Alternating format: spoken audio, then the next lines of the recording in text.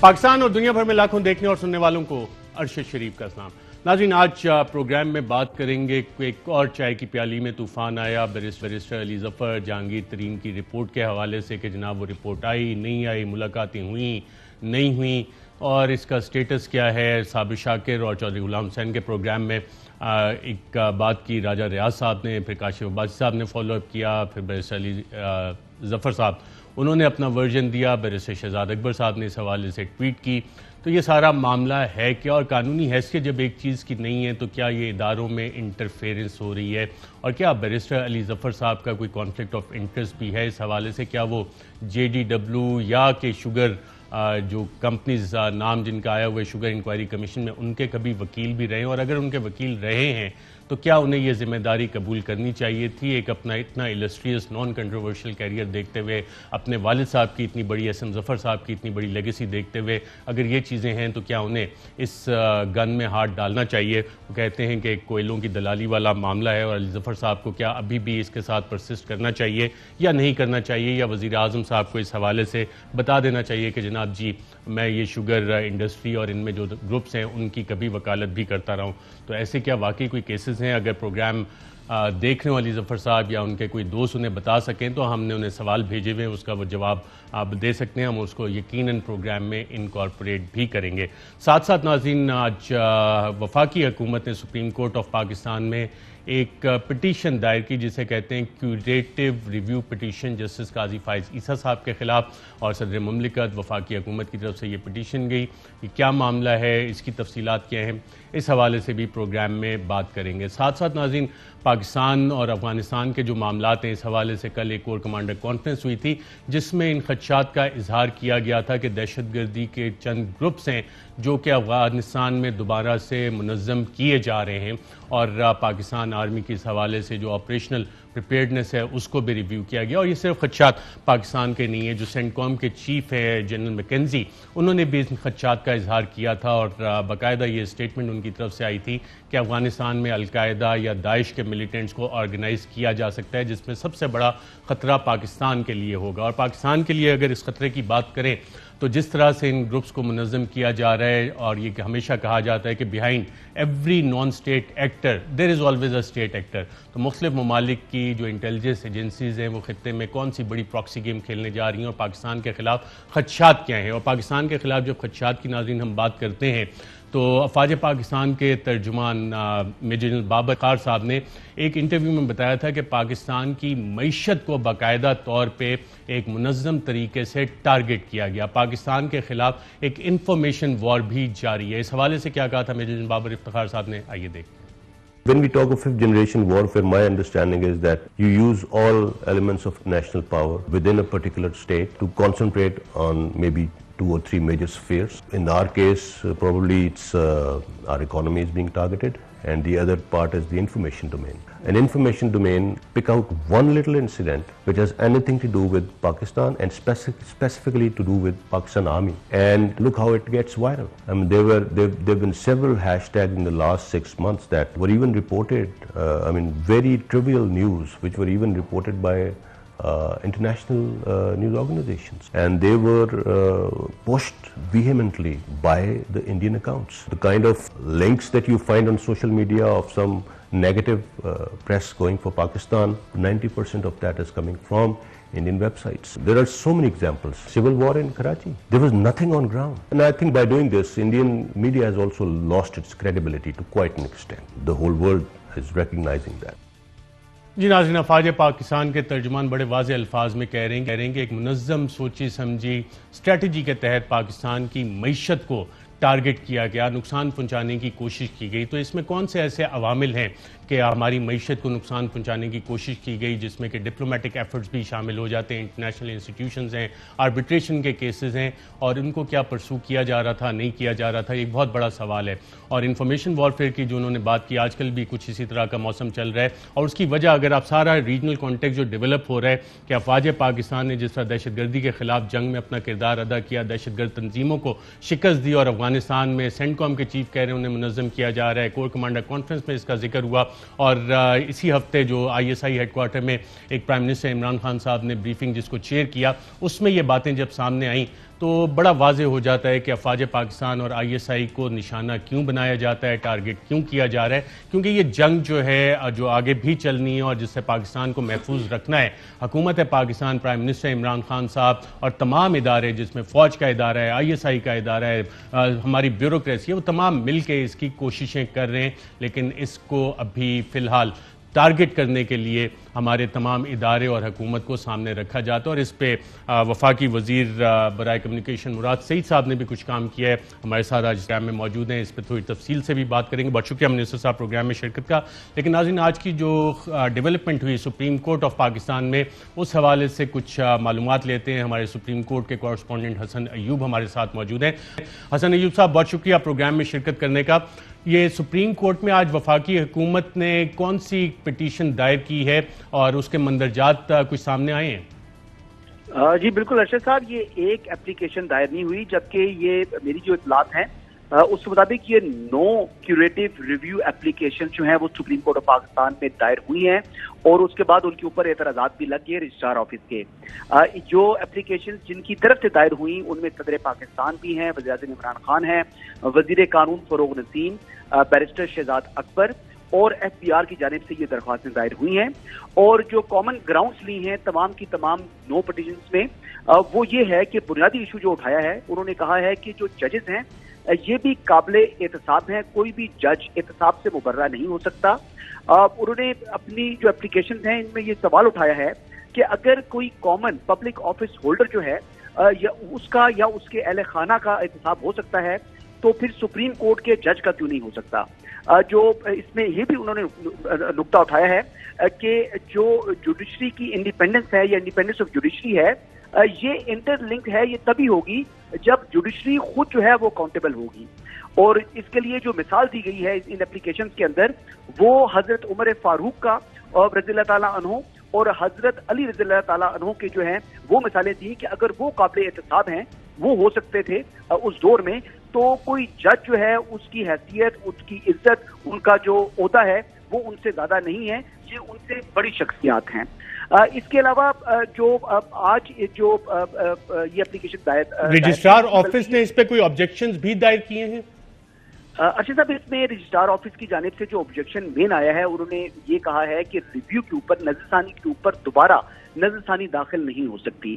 یہ تو اعتراض ہے رجسٹرار آفس کا، لیکن اس کے بعد جو ترجمان ہیں وزارت قانون، ان کا بھی بیان سامنے آیا ہے، اور اس میں کہا گیا ہے کہ یہ جو کیوریٹو ریویو اپلیکیشن ہے، ان میں جو رجسٹرار آفس کے اعتراضات ہیں ان کو دور کر کے تو ان کو دوبارہ جو ہے وہ دائر کیا جائے گا، کیونکہ لمیٹیشن کے جو ایشو تھا، یعنی یہ ٹائم بار نہ ہو جائے، اس کو اوائڈ کرنے کے لیے یہ 25 تاریخ کو گزشتہ روز یہ اپلیکیشن جو ہیں وہ دائر ہوئی ہیں۔ اور اس میں دیکھیں، یہ جو اپلیکیشن داخل ہوئی ہیں، اس کا بنیادی مقصد یہ ہے کہ ابھی ڈیٹیل ججمنٹ نہیں آئی، تو اگر ٹھیک ہے، میں ایک اور اس سے تھوڑا سا ہٹ کے آپ سے ایک سوال کرنا چاہ رہا ہوں، اور بہت امپورٹنٹ یہ سیاسی سوال بھی اس حوالے سے بن جاتا ہے کہ اگر کیوریٹو ریویو کا راستہ کھلتا ہے تو کیا اس سے سابق وزیر اعظم نواز شریف صاحب، جن کو سپریم کورٹ آف پاکستان نے نااہل کیا، جہانگیر ترین صاحب، جن کو سپریم کورٹ آف پاکستان نے نااہل کیا، کیا ان کے لیے بھی کیوریٹو ریویو کا پھر راستہ کھل جائے گا اگر یہ اسی طرح ایکسیپٹ ہوتی ہے، یا کہ نیو کاز آف ایکشن ہے، کوئی نیو گراؤنڈز ہیں جس پہ کہ نئی پٹیشن حکومت فائل کر سکتی ہے؟ دیکھیں ارشد صاحب، پریکٹس میں تو آج کل پاکستان میں تو کم سے کم نہیں ہے کیوریٹو ریویو۔ یہ ہمارے پڑوسی ملک ہندوستان کے اندر کیوریٹو ریویو جو ہے اس کی پریکٹس ہوتی ہے، یہ ان کی کانسٹیٹیوشن میں بھی الاؤ ہے کہ ریویو کے بعد بھی کیوریٹو ریویو جو ہے وہ فائل ہوتا ہے۔ اگر جس طرح آپ نے کہا کہ جو سیاسی بات آپ کر رہے ہیں، تو بالکل اگر یہ رستہ کھلتا ہے تو اس کے بعد یقینی طور پر جو اہل غرض ہے وہ دیوانہ ہوتا ہے، اور نواز شریف اور جہانگیر ترین ان دونوں کو سیاست میں جو واپسی ہے وہ ان کو ہر بالکل، اور ان کے علاوہ بھی بڑے بڑے دیوانے شہر میں پھر رہے ہیں، اور ایک پلیتھورا آف اپلیکیشنز آ سکتا ہے ریویو کا، اور اس میں اگر کوئی نیو کاز آف ایکشن ہے تو لیگل سوالات بھی یقیناً بن رہے ہوں گے۔ کیا آپ نے یہ سنا کہ کوئی لیگل سوالات جو ڈسکشن ہو رہی ہے لیگل حلقوں میں، کہ سپریم کورٹ آف پاکستان جو کہ خود آئین پاکستان کی کریشن ہے، اور سپریم جوڈیشل کاؤنسل آرٹیکل 209 وہ بھی آئین پاکستان کی کریشن ہے، تو ایک آئینی ادارہ دوسرے آئینی ادارے کی جورسڈکشن کو ختم کر سکتا ہے؟ یہ سوال تو نہیں آیا ابھی تک؟ دیکھیں، یہ سوالات جو ہیں یہ حکومت کی جانب سے یا حکومت کے جو سپورٹ میں جو وکلا ہیں ان کی جانب سے یقینی طور پر یہ دلائل آتے ہیں، لیکن پاکستان بار کونسل کی بات کریں، سپریم کورٹ بار کونسل کی بات کریں تو ان کا کہنے کا مقصد یہی ہے کہ 184(3) کے تحت جو سپریم کورٹ کے پاس اختیارات ہیں وہ سپریم ہے، اور سپریم کورٹ جو ہے وہ اس کا جو فیصلہ ہے وہ فائنل ہے. تو جو بالکل ٹھیک ہے. بہت شکریہ حسن ایوب صاحب پروگرام کے سیگمنٹ میں شرکت کرنے کا اور اس اہم معاملے کے حوالے سے جو آپ نے ہمارے ناظرین کے ساتھ معلومات شیئر کی. کچھ اب ناظرین بات کرتے ہیں. آج جو چائے کی پیالی میں ایک طوفان آیا، اور وہ طوفان جو ہے راجہ ریاض صاحب نے صابر شاکر صاحب اور چودھری غلام حسین کے پروگرام میں جب آئے تھے تو انہوں نے ایک دعویٰ کیا. کیا دعویٰ کیا آئیے دیکھتے ہیں. کل اسلام آباد میں میٹنگ ہوئی ہے. اس میٹنگ میں شہزاد اکبر صاحب تھے، جہانگیر ترین صاحب تھے اور علی ظفر صاحب تھے. جی ناظرین، اور پھر ایک اور دعویٰ کیا کلین چٹ دینے کا. یہ کیا دعویٰ کیا انہوں نے آئیے دیکھتے ہیں. کل علی ظفر صاحب نے شہزاد اکبر صاحب اور جہانگیر ترین صاحب کی موجودگی میں انہوں نے بڑی کلیئر چٹ جو ہے علی ظفر صاحب نے جہانگیر ترین صاحب کو دے دی ہے. جی ناظرین، اور پھر کاشف عباسی صاحب کے پروگرام میں بیرسٹر علی ظفر صاحب تھے. انہوں نے کیا موقف پیش کیا آئیے دیکھتے ہیں. انہوں نے کہا ایک میٹنگ ہوئی جس میں شہزاد اکبر صاحب، بیرسٹر علی ظفر صاحب دونوں موجود تھے. اس طرح کی کوئی ملاقات ہوئی ہے آپ کی جہانگیر ترین صاحب کے ساتھ؟ شہزاد اکبر صاحب کے ساتھ تو ملاقاتیں ہوتی رہی ہیں. ایک ایسی ملاقات جس میں جہانگیر ترین بھی موجود ہوں، شہزاد اکبر بھی موجود ہوں اور آپ بھی موجود ہوں. یہ آپ آئی تھنک شہزاد اکبر صاحب سے پوچھیں کہ ان کی ملاقات ہوئی ہے کہ نہیں. میری تو دونوں سے الگ الگ ہی ہوئی ہے. جی ناظرین، آپ نے سنا اس حوالے سے جو چائے کی پیالی میں طوفان آ رہا ہے کس وجہ سے آ رہا ہے. لیکن جو یہ اقدام حکومت نے کیا اس سے اب نون لیگ کی طرف سے بھی کچھ ڈیمانڈز آ رہی ہیں، اور عظمیٰ بخاری صاحبہ نے آج اس حوالے سے کیا ڈیمانڈ کی آئیے دیکھتے ہیں. اگر علی ظفر صاحب جو ہے وہ سینیٹر ہو کر ان کی ایک کوالیفیکیشن یہ کہ وکیل ہیں، تو برائے مہربانی خواجہ سعد رفیق صاحب کا، شہباز صاحب کا، ان سب کے جو کیسز ہیں ان کی انکوائری مجھے دے دیں، اور میں بیٹھ کر جو ہے اپنے وکلا کے ساتھ بیٹھ کر بالکل ایسی ہی رپورٹ بنا کے انشاءاللہ تعالی، لیکن ہماری رپورٹ جو ہے وہ فیکٹس پر مبنی ہوگی. جی ناظرین، آپ نے دیکھا منسٹر صاحب، کیا یہ صحیح اقدام تھا بیرسٹر علی ظفر صاحب کو اپوائنٹ کرنا اس انکوائری کے لیے؟ اب نون لیگ کی ڈیمانڈ آپ کیسے پوری کریں گے؟ بسم اللہ الرحمن الرحیم. یہ جو کچھ آپ نے دکھا یہ خواہشات ہے، اور جہاں پہ عمران خان کی بات آتی ہے، تحریک انصاف کی بات آتی ہے، صاحب کی خواہشات ہیں. میں کہہ رہا ہوں کہ یہ خواہشات ہے جن کو آپ نے یہاں پہ اب کہ انکوائری ہمیں دے دے، شہباز شریف کی، اس کی، پھر اس سے پہلے جو آپ کچھ نے کسی کو دکھایا. اصل بات کیا ہے؟ تحریک انصاف کا نظریہ، قانون کی بالادستی، جس نظریے کی بنیاد ہے جو اگر آج حکومت ہے تو وہ بنیاد تو ہمارا رول آف لا ہے، ہمارا قانون کی بالادستی ہے، قانون کی حکمرانی ہے. یہ تو ہمارا نظریہ ہے. ہم اپنے نظریے اور سوچ سے کیسے ہٹ سکتے ہیں؟ آپ نے دیکھا، آج میں پھر ریپیٹ کر دوں کہ عمران خان کہہ دے کہ سب کو NRO دے دیا تو ملک میں مکمل طور پہ آپ کو سکون نظر آ جائے گا. ایشو کیا ہے؟ آج اگر آپ پاکستان کے حالات کے اوپر بات کریں، میرے خیال سے اگر میں آپ کو پوری چیزیں بتا دوں گا کہ اس وقت سچویشن کیا ہے. لیکن تکلیف کیا ہے؟ تکلیف یہ ہے کہ ہر بندہ اپنے کیسز بند کرنا چاہتا ہے. جنہوں نے لوٹنا چاہتا ہے وہ اس کی معافی چاہتا ہے، وہ NRO چاہتے ہیں. کوئی لندن جانا چاہتا ہے، کوئی اپنے کاروبار کو مزید بڑھانا چاہتا ہے، کوئی جو پرانے ڈاکے مارے ہیں اس کو معاف کرنا چاہتا ہے، اور پرائم منسٹر صاحب وہ NRO نہیں دینا چاہتا. اس لیے تکلیف ہے. اور NRO کا مطلب اپنے نظریے پہ کمپرومائز، اور نظریے کے اوپر کمپرومائز ہو ہی نہیں سکتا. جتنے پاکستان کے لوگوں نے، لاکھوں کروڑوں لوگوں نے عمران خان کا انتخاب کیا، جو 25 سال کی جدوجہد تھی وہ اسی نظریے کی لیتی. اور آج اگر تحریک انصاف علی ظفر صاحب کی جو انکوائری ہے، سو کالڈ انکوائری، یہ NRO نہیں ہے. دیکھیں سمپل سی چیز ہے. کیا آپ نے بیرسٹر علی ظفر کو اسی پروگرام کے اندر انہوں نے کیا کہا کہ میں تو پرائم منسٹر کو ایک رپورٹ دے رہا ہوں، اس کا FIA کے کیسز سے کوئی تعلق نہیں ہے، اس کا کسی اور چیز سے کوئی تعلق نہیں ہے. اگر آپ کہیں کہ میرے ساتھ بھی انصافی ہو رہی ہے کسی اور بندے سے، آپ چیک کر لیں. اگر آپ اس کے اوپر بات کرتے تو ٹھیک ہے، لیکن FIA کے اندر کیا کیسز آپ بند کر سکتے ہیں؟ ہم نہیں کر سکتے. کیا جو آپ کے کیسز چل رہے ہیں وہ بند ہو جائیں گے؟ نہیں ہو سکتے. تو اس کی تو آپ نے جواب دینے ہیں. یہ کہانی کہاں سے شروع ہوئی تھی؟ یہ والی کہانی یہ شروع ہوئی تھی کہ چینی کی قیمتیں بڑھی. پرائم منسٹر عمران خان نے کہا کہ میں عوام کے ساتھ کھڑا ہوں. ذرا معلومات کریں کہ ہمیشہ 140 روپے تک چینی پہنچی تھی 2013-14 کے اندر. لیکن اس وقت کیا کسی نے کوئی انکوائری کی؟ اس لیے نہیں کی کہ ان کے اپنے شوگر مل ہے، شریف خاندان کے اپنے شوگر مل، زرداری کے اپنے شوگر مل، کسی نے شوگر مل کے اوپر قبضے کیے، کسی نے اپنی شوگر ملوں کو سبسڈی دی، عوام کا خون چوسا. عمران خان کا کوئی شوگر مل نہیں ہے. عمران خان نے کہا کہ کب تک قوم یہ آپ ان کے خون چوستے رہیں گے اور وہ اس طرح برداشت کرتے رہیں گے؟ یہ سلسلہ بند ہونا ہونا چاہیے, اس سلسلے کو بند کریں گے, اور اس کے لیے انہوں نے ایک اقدام کیا. اچھا, شہزاد اکبر صاحب نے بھی آج ٹویٹ کیا اور انہوں نے اس ملاقات کو ڈینائی کیا. ساتھ جو آپ کہہ رہے ہیں, انہوں نے کہا کہ جی پاکستان تحریک انصاف کی حکومت جو ہے وہ اداروں کی آزادی پہ بلیو کرتی ہے, قانون کی حکمرانی پہ بلیو کرتی ہے, اکراس دا بورڈ اکاؤنٹیبلٹی کی بات کرتی ہے, اور پرائم منسٹر کی جو کمٹمنٹ ہے اس حوالے سے اکاؤنٹیبلٹی کے ساتھ اور انصاف کے ساتھ وہ انشیکیبل ہے. لیکن اس پہ سوال یہ اٹھتا ہے کہ بلکہ علی ظفر صاحب سے ہم نے سوال بھی کیا کہ کیا اس کا انکوائری کی کوئی حیثیت ہے, تو انہوں نے کیا جواب دیا, آئیے دیکھتے ہیں. ایک بات تو بڑی واضح ہے کہ جو میری رپورٹ ہے یہ صرف پرائم منسٹر صاحب کی اپنی انفارمیشن کے لیے ہے, اس کی قانونی حیثیت کوئی نہیں ہوگی, نہ یہ ججمنٹ ہے, نہ یہ کوئی اوورسی کر رہا ہوں میں کسی ادارے کو, نہ اس میں کوئی اس کی لیگل بیکنگ ہے کہ میں اس کو انفورس کر سکوں. یہ صرف ایک پرائم منسٹر صاحب کی اپنی انفارمیشن کے لیے میں رپورٹ دوں گا, اور یہ میرا خیال ہے کبھی پبلش بھی نہیں ہوگی. اس میں کوئی, جس طرح میں نے کہا, آپ نے بالکل درست فرمایا, اس کی کوئی حیثیت ہو بھی نہیں سکتی. جی, نہ پبلش ہوگی, نہ لیگل ہے, اس کی کوئی قانونی حیثیت نہیں ہے, تو پھر بھی علی ظفر صاحب اس کام میں لگے ہوئے ہیں. کس وجہ سے لگے ہوئے ہیں؟ تو کیا یہ اداروں میں انٹرفیرنس نہیں ہے؟ کس حیثیت سے کوئی بھی ایک سینیٹر, پوری سینیٹرز میں سے کوئی بھی اٹھ سکتا ہے, کوئی بھی پارلیمنٹیرین اداروں سے جا کے سوال جواب کرنا شروع کریے؟ ایک بہت بڑا لیگل کویسچن بھی ہے جس میں اداروں میں انٹرفیرنس کا سوال بھی آتا ہے, جو کہ کنٹریری ٹو دا پرنسپل جو پرائم منسٹر عمران خان صاحب بلیو کرتے ہیں اس کے, جو کہ آپ نے وفاقی وزیر صاحب سے بھی سنا, اکاؤنٹیبلٹی کے مشیر جو ہیں وہ بھی یہی بات کر رہے ہیں. لیکن ایک اور سوال بھی ناظرین اس کے ساتھ اٹھتا ہے کہ جو شوگر کمیشن بنایا تھا وزیر اعظم نے, شوگر کارٹل جس کو کہا جاتا ہے, کیا علی ظفر صاحب ان میں کسی کی نمائندگی بھی کرتے رہے؟ کیا JDW کا ایک کیس تھا پنجاب حکومت کے خلاف, اس میں پٹیشنر کی سائٹ سے علی ظفر صاحب خود بھی پیش ہوتے رہے؟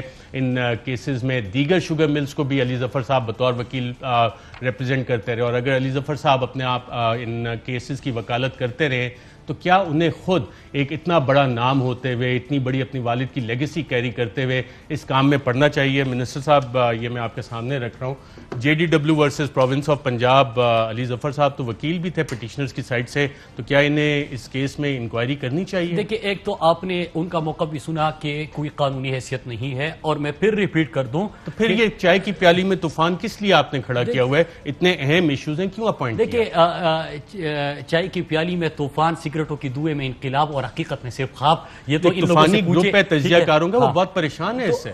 پریشانی کیوں ہے ارشد بھائی؟ اس کے اوپر آ جاتے ہیں. پاکستان کو جو اس وقت خوشخبریاں مل رہی ہے نا, ذرا قوم کے سامنے وہ رکھ لیتے ہیں. آپ کو یاد ہوگا کہ ریکارڈ ایک کا پاکستان کے اوپر باقی جو سابقہ حکمران تھے, ان کی وجہ سے $6 بلین کا پاکستان کو نقصان پہنچا تھا. کل جو بڑی خبر آئی ہے کہ پاکستان نے جو برٹش ورجن آئی لینڈ میں جو ہم نے کیس جیتا, تو یہ پاکستان کو یہ بڑی خوشخبری ہے, قوم کو خوشخبری ہے, جو ان کی وجہ سے پاکستان کو شرمندگی کا, پاکستان کو معیشت کا, پاکستان کو جرمانے کا $6 بلین کا نقصان ہوا تھا. جو ہمارے اثاثے جو PIA کے جو پیرس میں, یہ کتنی شرمندگی تھی. اللہ کا شکر ہے, وہ کہتے ہیں نا کہ انسان کے ہاتھ میں نیت اور کوشش ہے, کامیابی اللہ دیتا ہے. عمران خان نے نیت صاف تھی, محنت کی, یہ پاکستان کو کامیابی ہوئی. صرف یہ نہیں, اس کو بھی ذرا دیکھ لیجئے نا کہ کار کے $1.2 بلین پاکستان کو جرمانہ ہوا تھا. یہ عمران خان اور جو ہمارے اداروں کی سپورٹ, ان سب کو ملا کے جو اردگان سے بات کی, تو $1.2 بلین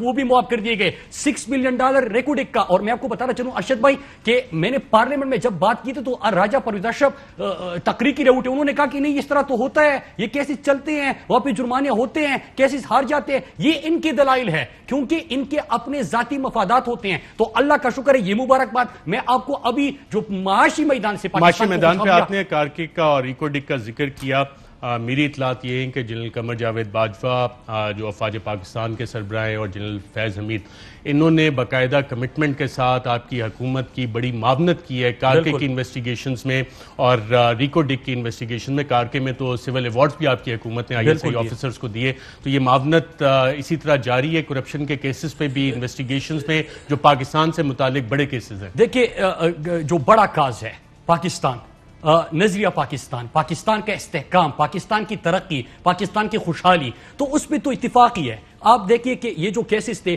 کہ ریکارڈ ایک کا مطلب $6 بلین پاکستان کو نقصان تو چھوڑے ایک طرف, ان کی حالت دیکھیں کہ پرسو نہیں کرنا کیونکہ مفادات ہیں نا. آپ نے کمیشن اور کرپشن کا کلچر دریافت کیا تھا, اور دوسری طرف آپ کی دنیا میں شرمندگی ہے کہ کیسے سے بھی ہار جاتے ہو. آپ کے جو اثاثے ہیں, جو آپ کے بڑے قیمتی اور اہم جو آپ کی ملک کی پہچان ہے باہر دنیا میں, وہ آپ کے منجمد ہو جائے, وہ آپ سے لے لیے جائے, کتنی شرمندگی کی بات ہے. اس کے ساتھ کارکے کا $1.2 بلین آپ کو پتا ہے کہ اس میں بھی پاکستان کو کامیابی ہوئی.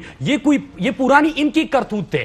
ہم نے ان کو پاکستان کے $7.2 بلین تو ہوگے, اس میں اداروں کا سپورٹ ہے. اور IMF کا پروگرام جو قسطوں میں وہ صرف $6 بلین کا ہے. ایک بڑی کامیابی ہے جس میں پرائم منسٹر عمران خان صاحب, اٹارنی جنرل آف پاکستان کا office, chief of the army صاحب جنرل قمر باجوہ اور ISI کے چیف لیفٹیننٹ جنرل فیض حمید, ان سب کی لیڈرشپ اور جو کام ہو رہا تھا, اکٹھے کام ہو رہا تھا, اس سے پاکستان کے یہ $7.2 ارب بچے. ایک وقفہ لیں گے ناظرین, اور جو ہم نے بات کی تھی کہ جو ایک بڑی ڈیولپمنٹس ہو رہی ہیں معاشی طور پہ پاکستان کے ساتھ کیا کرنے کی کوشش ہو رہی تھی, اس کا ادراک کس طرح سے ہوا اور اس حوالے سے کام کیا ہو رہا ہے. ایک وقفے کے ویلکم بیک ناظرین. افغانستان میں جو ایک نیا کھیل شروع ہو رہا ہے امریکی افواج کے انخلاء کے ساتھ, اس میں وہاں پہ افغانستان میں باقاعدہ طور پہ دہشت گرد تنظیموں کو منظم بھی کیا جا رہا ہے, اور اس کا حوالہ US سینٹکام کے چیف جنرل میکنزی نے دیا کہ افغانستان میں القاعدہ اور داعش کو منظم کیا جا رہا ہے, جو پاکستان کے لیے ایک خطرے کی بات ہے. پاکستان نے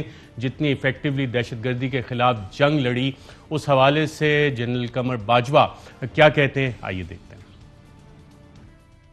ہم کے لیے بہت خوبصورت 18-19 سال کے جوان قربان کر رہے ہیں, اور کچھ لوگ سمندر پار بیٹھے جو کافی عرصے سے ملک سے باہر ہیں, فوج کو گالیاں دیتے ہیں, ملک کو گالیاں دیتے ہیں, ملک کو توڑنے کی بات کرتے ہیں. میں ان کو بتا دینا چاہتا ہوں کہ جب تک ہمارے پاس ایسے بہادر ہیں, اس ملک کو کوئی آنچ نہیں آئے گی, اور ان قریب ان تک بھی قانون کی گرفت ہوگی. اور ناظرین, افواج پاکستان اور اس کے اداروں کے خلاف جو منظم قسم کی ایک کیمپین چلتی ہے, جس میں کہ سوشل میڈیا ایک نیا ٹول ہے وار کا, اور اس کو جب آپ ریجنل ڈائنامکس کے ساتھ دیکھتے ہیں تو بہت سی چیزیں آپ کو سمجھ آتی ہیں. سابق DG ISPR جنرل آصف غفور نے اس حوالے سے کیا بتایا تھا ان کیمپینز کے حوالے سے, آئیے دیکھتے ہیں. ہم نے اویئرنیس پیدا کرنی ہے. اویئرنیس سے ذمہ داری آئے گی. کسی بندے کو آپ ڈنڈے کے زور پہ کوئی چیز نہیں کرا سکتے. اگر آپ اس کو احساس دلا دیں کہ یہ کام غلط ہے, اگر کوئی مجھے گالیاں نکال رہا ہے تو I've gone thick skin, کتنی نکال لے گا. ہاں, جس دن جب کوئی وہ لیمٹس ایسی کراس ہو جائیں کہ جو نیشنل سیکیورٹی کو, مجھے گالی دینے سے نیشنل سیکیورٹی شاید ڈسٹرب نہ ہو, لیکن کوئی ایسے کام کر لیں جو ہماری نظر میں ہے, FIA کی نظر میں ہے. سوشل میڈیا پہ جو کام ملک کے خلاف ہوگا وہ اگنور نہیں ہوگا. باقی کچھ لوگ کر کے تھک گئے ہیں, کچھ اور تھک جائیں گے انشاءاللہ. اور ناظرین, موجودہ DG ISPR general Babar Iftikhar صاحب نے اس 5th جنریشن وار اور EU ڈس انفارمیشن لیب کے حوالے سے جو افواج پاکستان کو نشانہ بنایا جاتا ہے, افواج پاکستان کے سربراہان کو نشانہ بنایا جاتا ہے, مختلف اداروں کے سربراہان کو نشانہ بنایا جاتا ہے, کیا کہا, آئیے دیکھتے ہیں.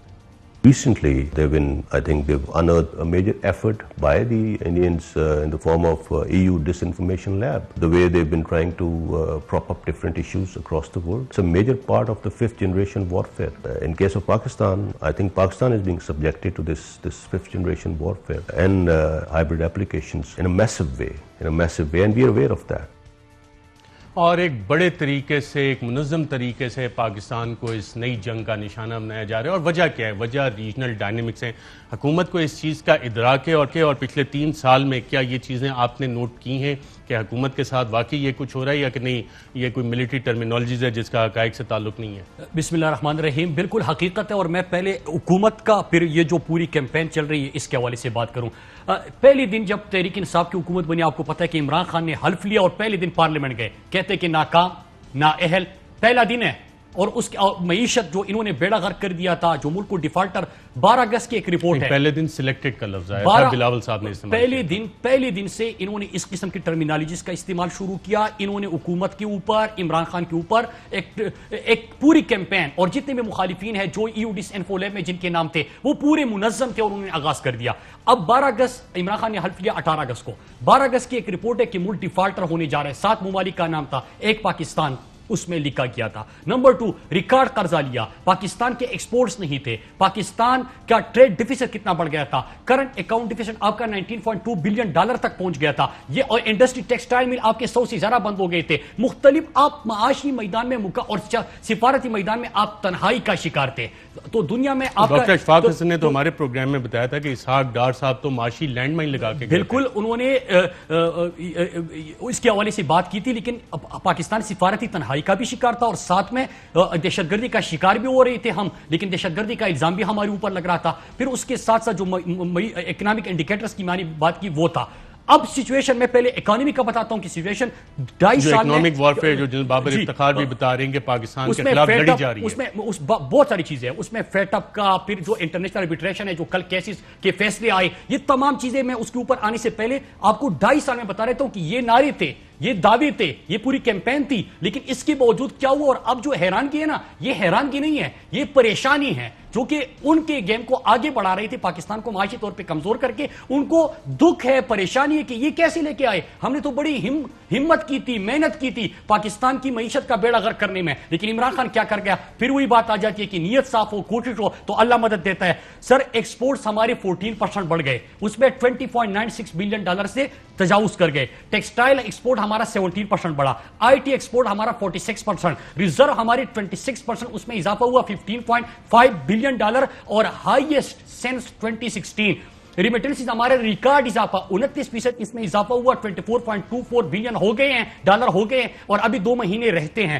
لارج سکیل مینوفیکچرنگ 9.29%, اس میں اضافہ دیکھنے کو ملا. کرنٹ اکاؤنٹ ڈیفیسٹ چھوڑ کے گئی تھی $19.2 بلین, اور ہم اب $1 بلین, تقریباً $1 بلین جو ہے کرنٹ اکاؤنٹ سرپلس تک پہنچ گئے. پھر جو ہمارے ایگریکلچر زرعی ملک ہے, ہمارے 50% سے زیادہ آبادی جو ہے وہ اس سے وابستہ ہے. زراعت میں جو 5 بڑے فصلیں ہیں اس میں سے 3 کا ریکارڈ اس وقت پیداوار ہوئی ہے, وہ آپ کی گندم, آپ کی مکئی اور آپ کی چاول. یعنی اگلے سال ہمیں گندم اور چینی امپورٹ نہیں کرنی پڑے گی. یہ خوشخبری ہے, میں پوری پاکستان کو دیتا ہوں کہ اس میں 8.1% ویٹ میں اضافہ ہوا, رائس میں 13.6% اضافہ ہوا, جو مکئی ہے 7.38% اس میں اضافہ ہوا, گنے میں 22% اضافہ دیکھنے کو ملا, جو کہ دوسرے نمبر پہ پوری پاکستان کی تاریخ میں اضافہ ہے. اپوزیشن تو مانتی نہیں ہے یہ چیزیں ساری. سر اس میں سے کسی انڈیکیٹر سے کوئی انکار کر سکتا ہے, کوئی چیلنج کر سکتا ہے, وہ مان نہیں رہے, ماننے کی تو بات ہی نہیں ہے, کوئی ان سے سوال ہی نہیں کر رہا. ان کا دکھ ہے, پریشانی ہے یا پشیمانی ہے, وہ یہ کہ ہمت کر کے, محنت کر کے ہم نے بیڑا غرق کر دیا. یہ عمران خان کہاں سے آگے کہ اس نے معیشت کو بھی اٹھا لیا, اب ان کو دکھ ہے, یہ پریشانی سمجھے نا. اب آتا ہوں, آپ نے سوال کیا تھا, دیکھیں ارشد بھائی, جو کارکی کا $1.2 بلین عمران خان نے, اور آپ نے اداروں کا بھی ذکر کیا کہ وہ معاف کروایا, جرمانہ کس کی وجہ سے لگا تھا, ان کی نااہلی کی وجہ سے.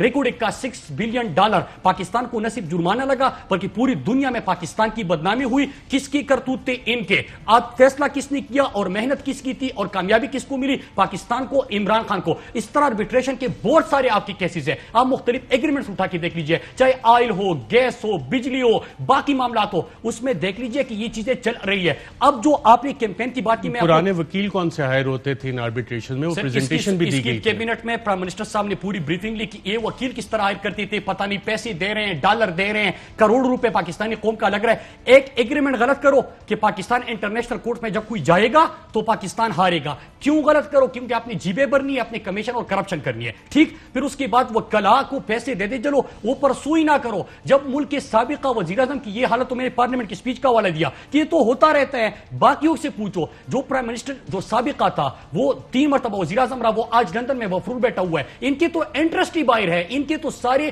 مفادات ہی باہر ہے. تو اب آتے ہیں, آپ نے پارلیمنٹ میں یہ بھی ذکر کیا تھا کہ جو پروپیگنڈا چل رہا ہے, کوئی لابنگ فرم وغیرہ بھی ہائر تھی. تو جب جنرل بابر افتخار یہ انفارمیشن وار کا بھی, ڈپلومیٹک اور اکنامک وار کا ذکر کرتے ہیں, تو وہ بھی منظم طریقے سے چل رہی ہے, جس میں پرائم منسٹر صاحب کو, آرمی چیف کو, D G I S I کو, افواج پاکستان کو منظم طریقے سے ریاست پاکستان کو نشانہ بنایا جاتا ہے. دیکھیے ارشد بھائی, جب ان کی حکومت تھی, میں نے پارلیمنٹ میں سوال پوچھا اور بارہا پوچھا اور آوازیں بلند پوچھا کہ لندن میں جب نواز شریف نااہل ہوئے تو اس کی کس لابیس فرم سے ملاقات ہوئی تھی, اور ملاقات ہوئی تھی تو اس ملاقات میں کیا ہوا تھا کہ ایک کیمپین انہوں نے مطلب کرپٹ کو جمہوریت کے چیمپئن کے طور پہ پیش کرنا اور پاکستان کی اداروں کے خلاف سازش کرنا. اب اس میں کون سی چیز کامن تھی کہ پاکستان کے آرمی کے خلاف پروپیگنڈا کرنا, فوج کو کمزور بنانے کی کوشش کرنا اور پھر اس کے ساتھ ساتھ جو کرپٹ ہے اس کو جمہوریت کے طور پہ پیش کرنا. اس کے بعد جو حالات بنے, جو پی ڈی ایم بنا, کیا آپ نے یہ تمام چیزیں دیکھی؟ EU ڈسانفو لیب کی رپورٹ آتی ہے ارشد بھائی, اس میں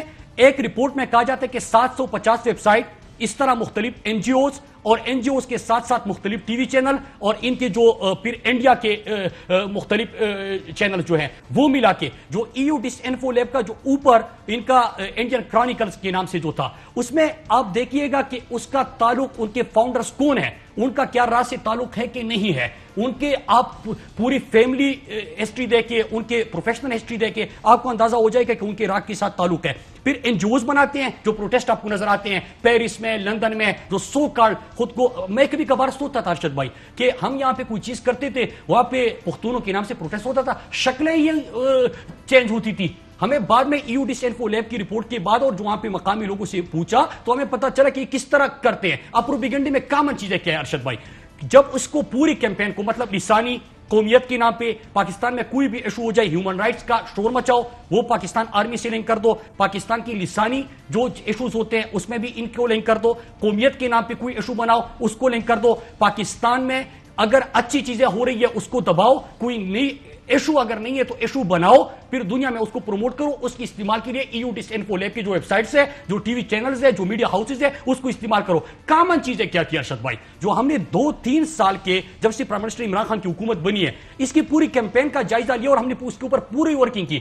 4 چیزیں کامن تھی کہ جو ورڈز کامن تھے کہ کوئی بھی پروپیگنڈے کا آغاز ہوتا ہے تو اس میں Imran Khan, general Bajwa, army general, یہ 4 چیزیں کامن ہوگی. پھر انہوں نے جو بڑی کیمپین چلائی وہ کن ایشوز کے حوالے سے تھی, جب یہاں سے ہم اقوام متحدہ میں کشمیر ایشو کو دنیا کا انٹرنیشنلائز ایشو ہم نے بنا دیا, ہم نے وہاں پہ پوری دنیا کے اندر ادارے لکھے گئے تو کشمیر کے اوپر کیمپین کرو, گلگت بلتستان کے اوپر کرو, پختونوں کے اوپر الگ کرو, تقسیم کرو, پھر سندھیوں کی الگ کرو, بلوچ کے حوالے سے آپ الگ چیزیں کر لو, یہ چیزیں کامن تھی.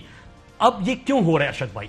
اس لیے ہو رہا ہے کہ اس وقت آپ کی فوج نے اور آپ کے ملک نے, پاکستان نے جو کام کیا وہ دنیا اس پہ حیران ہے کہ آپ نے دہشت گردی کی جس جنگ کا خاتمہ کیا اور جس میں آپ کو کامیابی ملی, آپ اپنے ہمسائے ملک میں دیکھیں 42 ممالک تھے, ان کو کیا آپ اس دہشت گردی کی جنگ میں وہ جیت سکے؟ نہیں جیت سکے. لیکن آپ نے پاکستانی فوج نے اکیلے اور پوری دنیا کے اندر جو دہشت گردی کی لہر ہے, کیا کسی کو اس قسم کی کامیابی ملی؟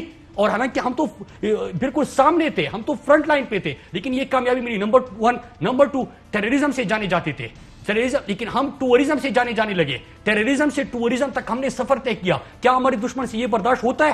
اور تیسری وجہ کہ جب آپ دیکھتے ہیں کہ 27 فروری کو اگر دشمن سامنے سے وار کرنے کی کچھ کا بکیرات کے اندھیرے میں وار ہے تو ہم نے دنیا نے دیکھا کہ دن کے اجالے میں انڈیا کے غرور کو آسمان سے ابھینندن کی صورت آپ نے گرتے دیکھا. تو دنیا کو پتہ ہے کہ یہ ہے. اب بڑی چیز جو ان کے پلانز ہے, کیا ہم نہیں سنتے؟ کیا EU ڈسانفو لیب میں آپ نے جو نام دیکھے, مجھے دکھ اس چیز کے ارشد بھائی کہ پاکستانی چینلز پہ میں میڈیا کی بات کر رہا ہوں اور کہ بہت سارے, کیا آپ نے جو لنک تھے یہاں پہ بیٹھ کے, یا جو پاکستانی خود کو کہتے ہیں اور پاکستان قومیت کے نام پہ پیرس میں بیٹھا ہوا ہے, نیدرلینڈز بیٹھا ہوا ہے, امریکہ بیٹھا ہوا ہے, کوئی اٹلی بیٹھا ہوا ہے, کوئی ڈنمارک بیٹھا ہوا ہے, وہاں پہ ہمارے نام کو استعمال کر کے جو کیمپین چلا رہے ہیں اور یہاں پہ لوگ ان کے لیے ان کے حوالے سے بات کرتے رہتے ہیں. کیا کبھی اس کے اوپر آپ نے بات کرتے سنی کہ آپ کا تو ذکر ہے اس کے اندر؟ میں ایک پروگرام کا حوالہ دے دوں کہ جو EU ڈسانفو لیب میں جو انڈیا میڈیا چینل استعمال کرتا ہے, الیکٹرانک میڈیا, اس میں ایک پروگرام ہوتا ہے, اس میں کامن لوگ کیا ہوتے ہیں.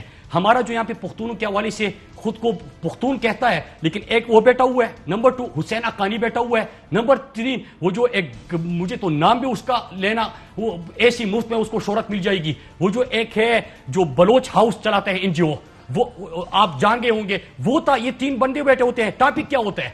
پاکستان آرمی کے خلاف, عمران خان کے خلاف, پاکستانیوں کے خلاف. جب یہ یہاں پہ سنی شیعہ کا ایک انہوں نے اٹیمپٹ کیا, اس کے اوپر آپ نے کمپین دیکھی تھی, ٹرینڈ کہاں سے جنریٹ ہوا تھا؟ انڈیا سے جنریٹ ہوا تھا. پارٹیسپیٹ کس نے کیا؟ ہمارے اندر سے لوگوں نے کیا نا.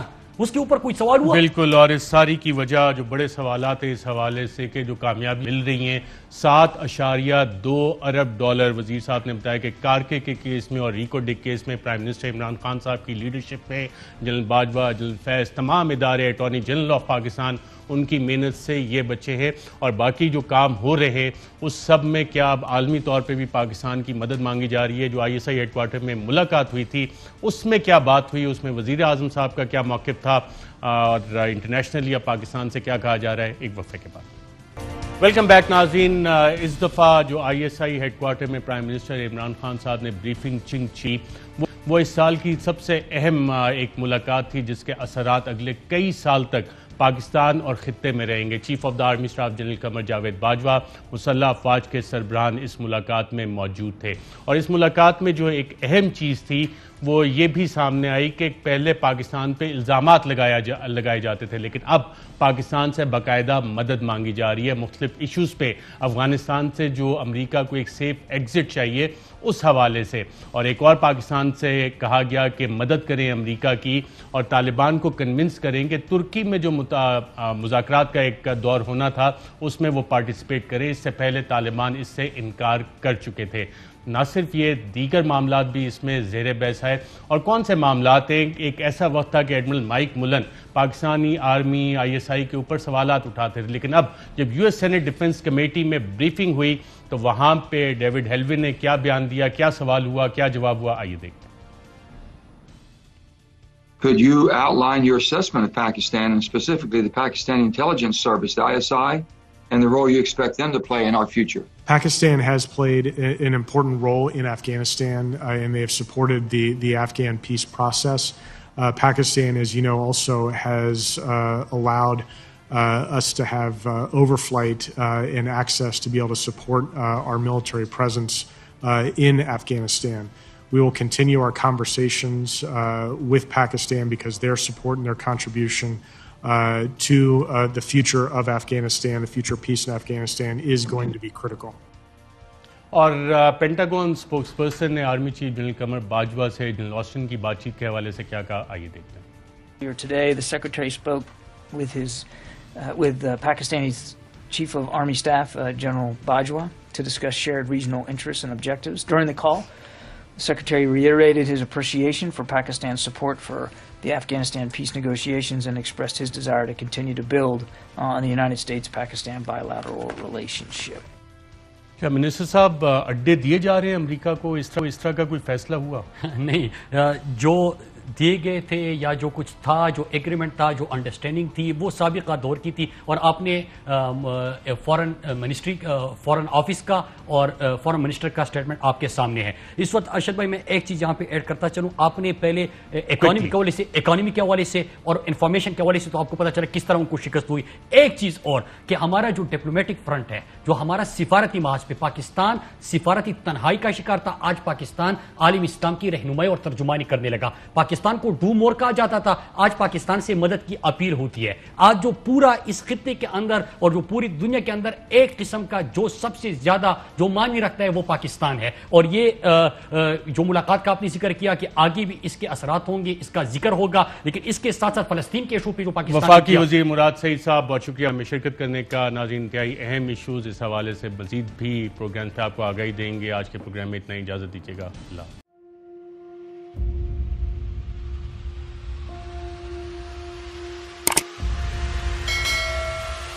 السلام علیکم ناظرین، آپ دیکھ رہے ہیں پروگرام کاشف عباسی کے ساتھ۔ آج ویلکم بیک ناظرین، السلام علیکم، پروگرام سوالے کے ساتھ میں ہوں